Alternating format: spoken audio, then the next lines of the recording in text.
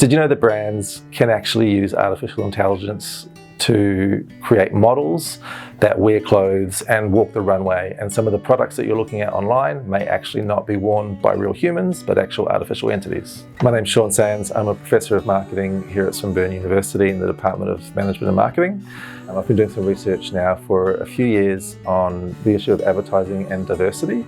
I've got several papers in the area. I was lucky enough recently to travel to Florida to the American Marketing Association's Winter Conference. I was awarded with the 2024 Marketing Communications and Innovation Award, and that award was presented for my work in advertising and diversity, particularly looking at the role of diversity in virtual environments.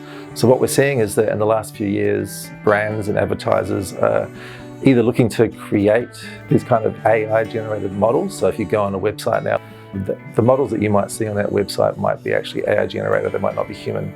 So that creates all sorts of cost efficiencies for the brand. But the question comes up, how do consumers react to that authenticity or that artificial creation? That becomes even more complicated when we think about the fact that brands are also trying to represent diverse groups of consumers. And we've seen brands using AI to actually represent diverse groups of consumers and actually have a bit of backlash from those consumers. So our research looked into the effect of when brands use AI to represent consumers, and particularly diverse consumers, and understand how consumers react to those representations.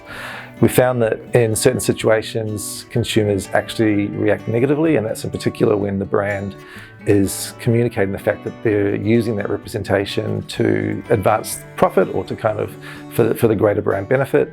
But that when brands do communicate that there's a greater social need behind the reason why they're actually using artificial entities, they can actually create a more positive reaction from consumers. So I think it's a kind of a weird time we're in now where brands are kind of playing with artificial intelligence, looking for ways to create efficiencies internally, but also probably have this authentic reason or this authentic drive to represent different groups of consumers.